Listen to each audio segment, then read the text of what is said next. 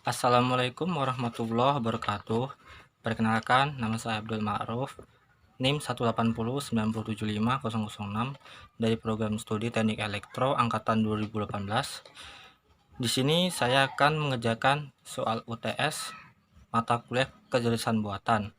Nah, sebelum mengerjakan soal UTS, saya akan membacakan kode etik akademik. Pertama, saya menyatakan bahwa UTS ini saya kerjakan dengan usaha sendiri. Yang kedua, saya tidak menyalin jawaban dari sumber manapun. Yang ketiga, saya bertanggung jawab menjaga agar jawaban UTS saya tidak disalin oleh mahasiswa lain. Nama, NIM, tanda tangan. Nama Abdul Ma'ruf, NIM 180907506. Waktu tanggal 5 April 2020. Ini bisa lihat sendiri. Nah, selanjutnya kita akan masuk ke soal nomor 1.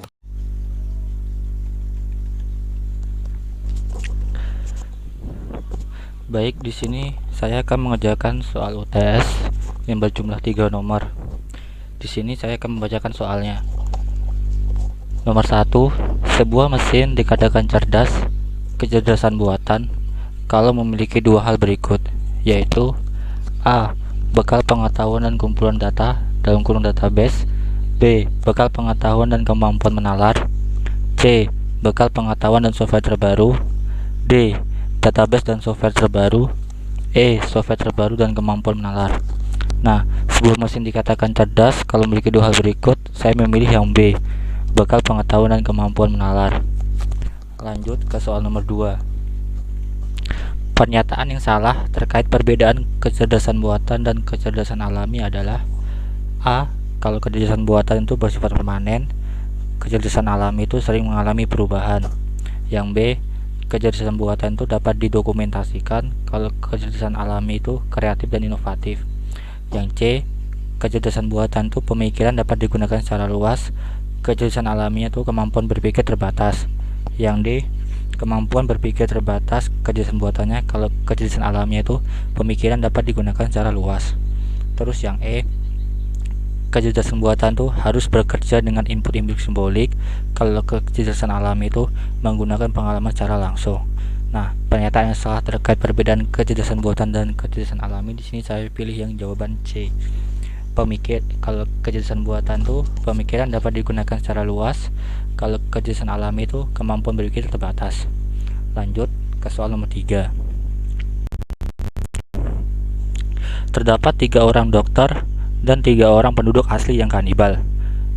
Mereka harus menyeberang ke sisi sebelah sungai dengan menggunakan sebuah perahu. Perahu hanya boleh berisi penumpang maksimal 2 orang. Jumlah kanibal tidak boleh lebih banyak dari jumlah dokter di salah satu sisi. Jika tidak, maka dokter tersebut akan dimakan oleh kanibal. Bagaimana cara menyeberangkan ke 6 orang tersebut sehingga semuanya dapat selamat sampai di sisi sungai seberangnya? Selesaikan dengan algoritma BFS dan DFS. Nah, ini ada contoh gamenya ini. Yang pertama, kanibal dengan kanibal. Satu kanibal turun, kanibal kembali, dia menjemput kanibal,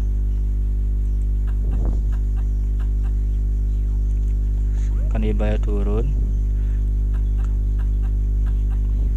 terus kanibal turun, 2 dokternya naik, 1 dokter turun, 1 kanibal naik dan kembali. Kanibalnya turun, terus menjemput dokter,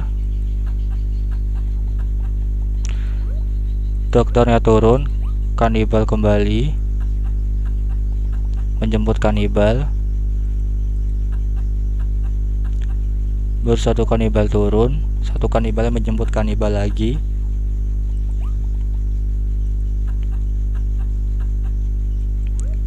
Nah, dan berhasil. Nah, di sini ada contohnya nih. Kalau ada tabelnya nih, A itu diibaratkan si dokter, B ini diibaratkan kanibal, C ini kapalnya.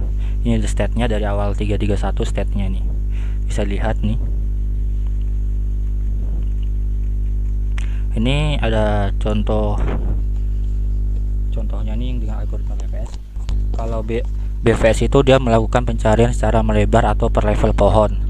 Ini bisa diibaratkan A, B, C, D, E, F, G, H, I, J, K, L, M, N, O, P, Q, R, S, T, U, V, W, X, Y. Nah, ini ada initial state-nya nih. Ada dari 331, 310, 321, 300, 311, 110, 0 terus 221, 020, 031, 010, 111 dan 000. Ini goalnya ini 000.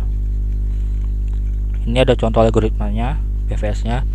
Kalau misalnya yang A kebuka ini, tutup ini.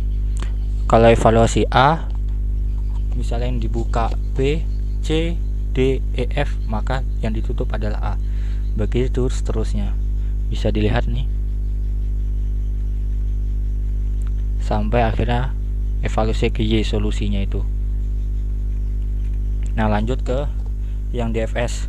Kalau DFS itu, kalau bedanya dengan BFS, kalau DFS ini dia algoritma penelusuran struktur atau graf pohon berdasarkan kedalaman. Ini yang membedakan hanya di sisi sebelah sini tadi, dia dihilangkan ya, beda, yang membedakan situnya aja. Jadi bisa dimisalkan ini 331 adalah A, B, C, D, E, F, G, I, C, K, L, M, N, O, P, Q, R, S, T, U, V, W, X, Y.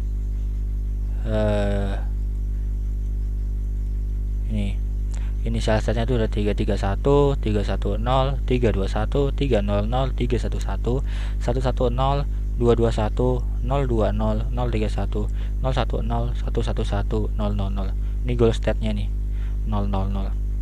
Di sini ada contoh algoritma DFS-nya. Kalau misalnya A kebuka, yang ditutup.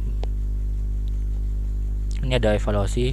Jika A dibuka, maka B, C, D, E, F-nya evaluasi A. Jika B, C, D, E, F-nya dibuka, maka yang ditutup A. Begitu seterusnya sampai ketemu solusi Y. Ini yang membedakan tuh kalau BFS dan DFS tuh ya. Kalau tadi kan BFS itu dia pencarian secara melebar ya. Terus kalau DFS ini dia tuh mencari kedalaman. Jadi cara itu lebih singkat dan lebih cepat daripada algoritma BFS. Mungkin itu saja yang bisa jelaskan dari jawaban saya. Kurang lebihnya mohon maaf. Wassalamualaikum warahmatullahi wabarakatuh.